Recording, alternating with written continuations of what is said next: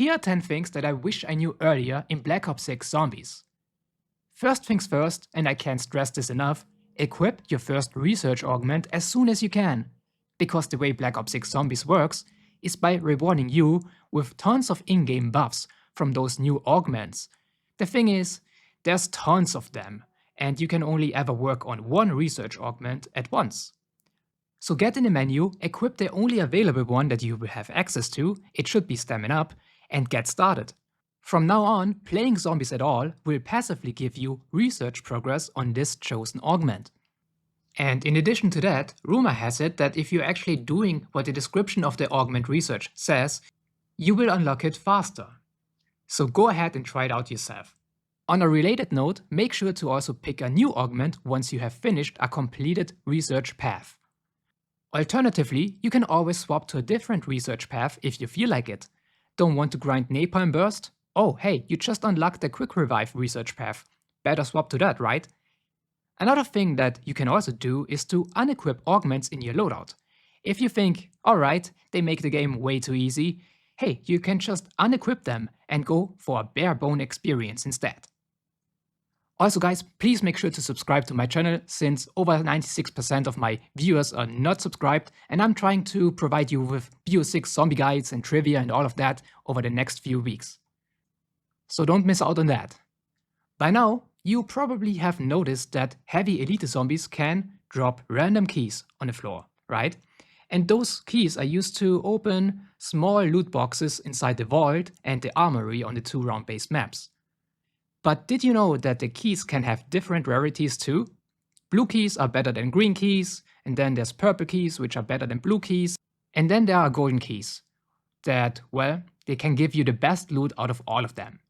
There's a very high chance of getting at least one golden item out of a golden key loot box, and yeah, if you're lucky you might also get a wonder weapon from it. Also, bonus tip right here for you guys. If you go into the vault and open a loot box with one of the keys and you look at the loot and you're like, okay, that's a nice golden weapon that I might want to grab later when I swap weapons or something, you can just let the weapon or the score streak or whatever it is inside the loot box, right, and leave the vault. Then you can return at a later point in the game and grab it if you feel like it. It will not disappear. Once you open a loot box, it stays open with all of the content that is inside of it.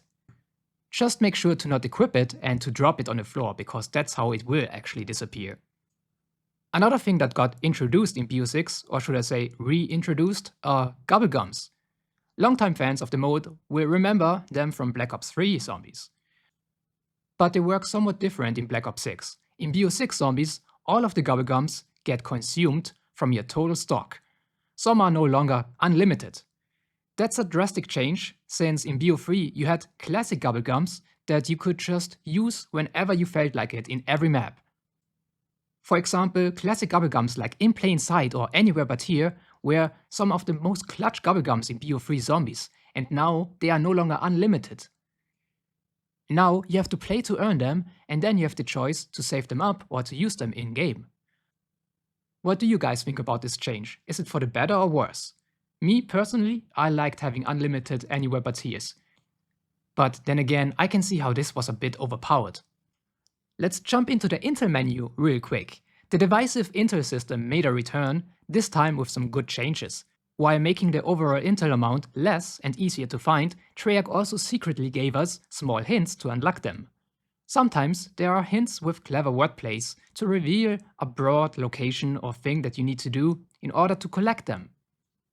Intel that you collect during the main quest or Easter egg are actually described as such in the menu. It says, this item will be revealed in the main quest or something. Another example would be this artifact with the description or hint called Dive Dive. I wonder where it could be hidden in Terminus. Probably not underwater, right? Speaking of Terminus, there's a giant tentacle monster swimming around the island. You can shoot at it when you are using the boat, going from one island to the other.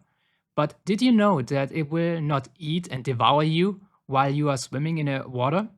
Instead, it will chase you with a toxic gas that drains your health more and more. I for one am thankful for this. because I would hate to get eaten in open water like that. Talking about getting eaten, the tentacle trap on Terminus does in fact consume you. If you are standing under it, it will pull you in and down you. So make sure to stay away from that yourself and let the trap only handle the zombies. Talking about traps, if you jump into the beams of the Aether Canon trap on Terminus, you get teleported to a random location. How fun! Now, let's also mention a rather fun side Easter egg on Liberty Falls. Next to the spawn area, if you make your way to the right, you can see a binocular that you can use for 50 points. Once you use it, you can spot a zombie in the distance, just dancing and having a good time. Makes me really sad that I kill his friends on a daily basis. Another important thing that I want to bring up is managing points in this game. The point economy in BO6 is really bad right now. Some will say it's a good thing since it increases the difficulty, others might argue that running out of points constantly to buy more ammo ruins the core gameplay loop. Regardless, the important tip here is to make up your mind before booting up a game of zombies. Do you just want to have some casual fun or go for a high round? Your choice could determine how you will play and how you will manage your points. You might have to decide what you want to prioritize. Upgrading your loadout weapon will take most of your money, and you might have to only rely on 2 to 3 perks to afford packer punching. While in previous games points were never an issue, in BO6 you will think twice if you want to open the next door yourself or let a teammate do it for you. Hey, it's not that I don't want to open the door, but inflation in zombies is killing me right now. By now, you might also have come across a certain pop-up on your screen. Every few rounds the game drops SAM trials on the map. Basically, those are optional challenges that you can do and they reward you with a lot of loot depending on your performance. One tip straight to begin with is to look at the sky if you are unsure where the trial machine has dropped. You want to look for a giant beam that goes to the sky, but don't mistake it for the mystery box light. And the other tip is to do trials at the end of the round, because the game will actually spawn additional zombies for you in order to complete trials. That way you can maximize points and you don't end rounds too early. And finally, on Terminus you can actually dive in the water and find underwater treasure chests. Some are actually rewarding you with really good loot. Just be sure to get out of the water before the toxic zone kills you. And that was it. 10 small things that I thought would be helpful for you during your first games of Black Ops 6 Zombies.